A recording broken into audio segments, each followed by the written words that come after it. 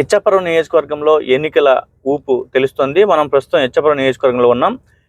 Sitting MLA Bendalam అశోక్‌కి మద్దతుగా TDP cadre మొత్తం చాలా అవిశ్రాంతంగా కృషి చేస్తున్నారని చెప్పుకోవచ్చు. ప్రస్తుతం మనతో మాట్లాడడానికి టీడీపీ రాష్ట్ర బీసీ సాధికారత కమిటీ కో కన్వీనర్ కొర్ర వాసుదేవ్ గారు ఉన్నారు. వారిని అడిగి తాజా ఎన్నికల ప్రచారం ఎలా జరుగుతుందో అడిగి తెలుసుకునే ప్రయత్నం చేద్దాం. సార్ నమస్కారం. ఇప్పుడు ఈ యొక్క ఎన్నికల ప్రచారం అనేది టీడీపీ కేడర్‌గా మీరందరూ ఎలా భుజాన్ని వేసుకొని చేస్తున్నారు? ఏంటి పరిస్థితి? ఇచ్చాపురంలో ఎలా ఉంది? ఈరోజు ఇచ్చాపురం నియోజకవర్గంలో ఎన్నికల ప్రచార పరిస్థితి ఎలా ఉందంటే, తెలుగుదేశం పార్టీ కొంచుకోట అనేది ఎంత నిజమో మూడోసారి హ్యాట్రిక్ కొట్టి నిరూపించడానికి సిద్ధంగా ఉన్నామండి.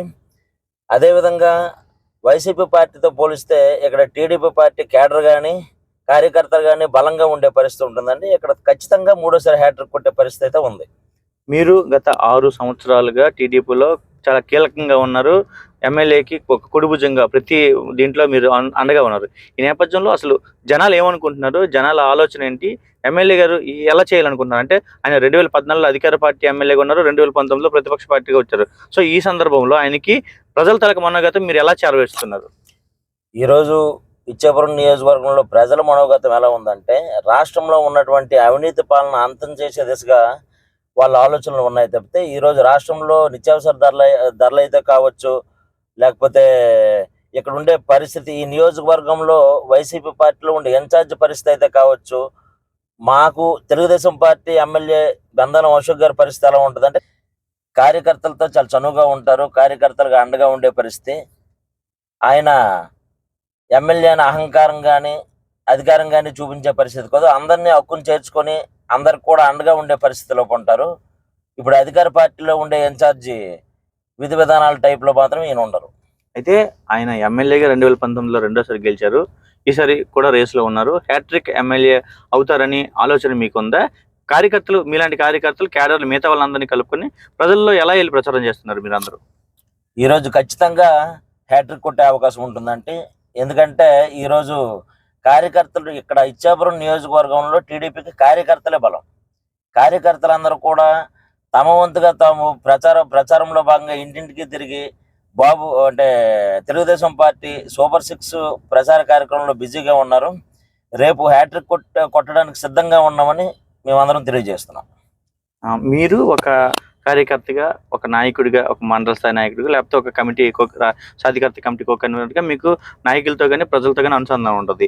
ఈ నేపథ్యంలో ఇప్పుడు సిట్టింగ్ ఎమ్మెల్యే అశోక్కి అటువైపు అధికార పార్టీ నుంచి పోటీ చేస్తున్న ఎమ్మెల్యేకి ఉన్న తేడా ఏంటి? వీళ్ళిద్దరి గురించి ప్రజలు ఏమనుకుంటున్నారు? మీకు జనాల్లో తిరుగుతారు కాబట్టి మీకు ఏమనుకుంటున్నారు? జనాలు మీకు ఏం చెప్తున్నారు? ఈరోజు ఈ నియోజకవర్గంలో అటువైపు చూస్తే సాయిరాజ్ గారి పరిస్థితి, ఇటువైపు చూస్తే డాక్టర్ బెందాలం అశోక్ గారి పరిస్థితి గురించి వివరించాలనుకుంటే, అశోక్ గారు అందరికీ అందుబాటులో ఉండే వ్యక్తి. సాయిరాజ్ గారి దగ్గరికి వెళ్తే కార్యకర్తలను కూడా దగ్గరికి రాణించే పరిస్థితి లేదు. ఒకవేళకి ఒక నాయకుడు వెళ్ళి కలవాలనే సాయిరాజ్ గారి ఇంట్లో 3 గేట్లు దాటాల్సిన పరిస్థితి ఉంటుంది.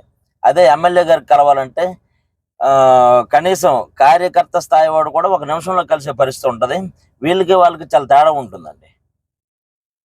అయితే ఒక ప్రజల్లో తిరిగే ఒక నాయకుడిగా క్షేత్రస్థాయిలో మీకు ఒక సమాచారం, అవగాహన ఉంది కాబట్టి ఇచ్చాపురం నియోజకవర్గ ప్రజలకి కానీ ఓటర్లకు కానీ మీరు ఏమని కోరుతున్నారు? ఏమని సూచన చేస్తున్నారు? ఈరోజు రాష్ట్రంలో తెలుగుదేశం పార్టీ వస్తుంది. ఇక్కడ బెందాలం అశోక్ గారు హ్యాట్రిక్ కొట్టే పరిస్థితి ఉంది.